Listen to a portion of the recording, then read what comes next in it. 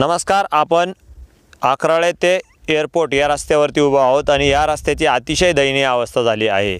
प्रधानमंत्री सडक योजनेमध्ये या रस्त्याचे काम झाले होते आणि या रस्त्याचे काम झाल्यानंतर दिंडोरी तसेच गुजरात या राष्ट्रीय महामार्गाला जोडून हा रस्ता मुंबई आग्रा महामार्गाला जोडलेला आहे आणि तसेच याच्यामध्ये एअरपोर्टला देखील हा रस्ता जोडला जातो। त्यामुळे सर्वात सुलभ मार्ग हा निवडला जातो वाहन चालकांकडून तसेच परिचालकांकडून। आणि परंतु या रस्त्याची इतकी दयनीय अवस्था झालेली आहे की ह्या रस्त्याने अक्षरशः जाणं येणं देखील मुश्किल आहे। या संदर्भात आपल्याशी चर्चा करण्यासाठी अकराळे येथील माजी सरपंच आपल्या सोबत आहे। आपण त्यांच्याशी चर्चा करणार आहोत।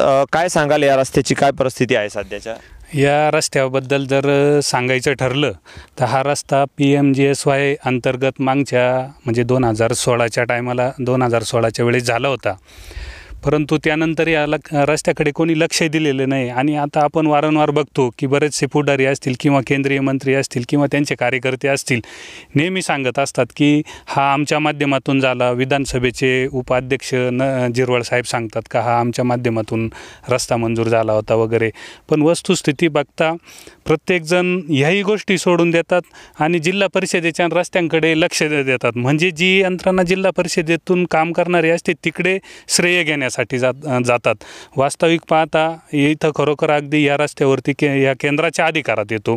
केंद्राच्या मंत्र्यांनी किंवा अन्य लोकांनी केंद्राच्या अधिकाऱ्यांनी इकडे लक्ष देऊन हा रस्ता करायला पाहिजे। आता जर तुम्ही इकडे बघितलं तर खूप मोठाले खड्डे पडलेले, ऑलरेडी बरेचदा इथं ॲक्सिडेंट झाला। आत्ता मागच्या दीड महिन्यापूर्वी तुम्ही जर बघितलं तर इथं खूप मोठा एक ॲक्सिडेंट झाला होता, गावातला आमचावाला मशीनचा ॲक्सिडेंट झाला होता। म्हणजे तिथं मृत्यू होता वाचलेला आहे। आणि हे लोक जर असे एकमेकाचं श्रेय घेत असतील तर मग जनतेने कोणाकडे न्याय मागायचा? तर माझं त्यांना एवढंच सांगणं आहे की येणाऱ्या भविष्य काळामध्ये जर खरोखर त्यांना पुन्हा जनतेची सेवा करायची असेल तर त्यांनी श्रेयवाद बाजूला ठेवावा। त्यांचे कोणी कार्यकर्ते असतील त्यांनी पण त्याचा हिशोब त्यांच्या पुढाऱ्यांकडनं घ्यावा आणि वस्तुस्थिती बघावी काय आहे, आणि हे खड्डे बुजवणे अतिशय गरजेचं आहे।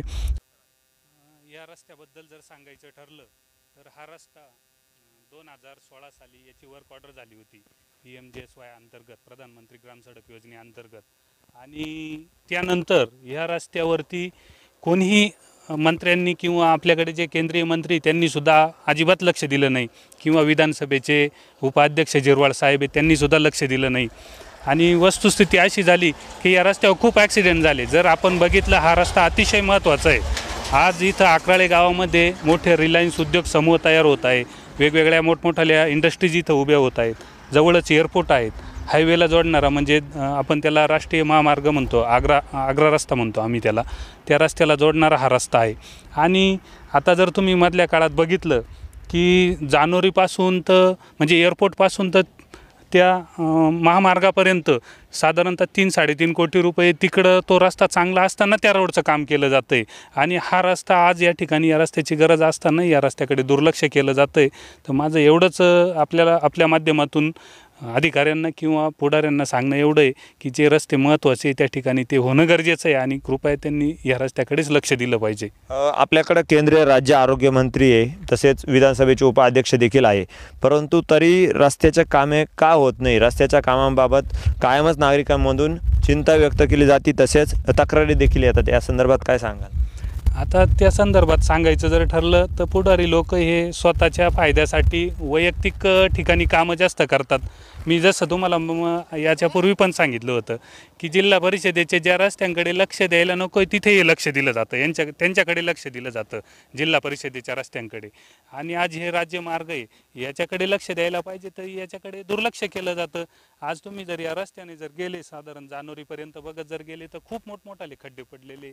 आता मधल्या काळामध्ये इथे एक ॲक्सिडेंट पण झालेला आहे, आमच्याच गावचं होतं, अकराळे गावातील आप्पा गायकवाड म्हणून, त्याच्या मशीनला एक आयशरनं धडक दिली केवळ खड्ड्यामुळे। खड्डा डाळण्याच्या नादामध्ये तो ॲक्सिडेंट झाला, पण त्या ठिकाणी जीवितहानी नाही झाली, ते योग चांगले होते।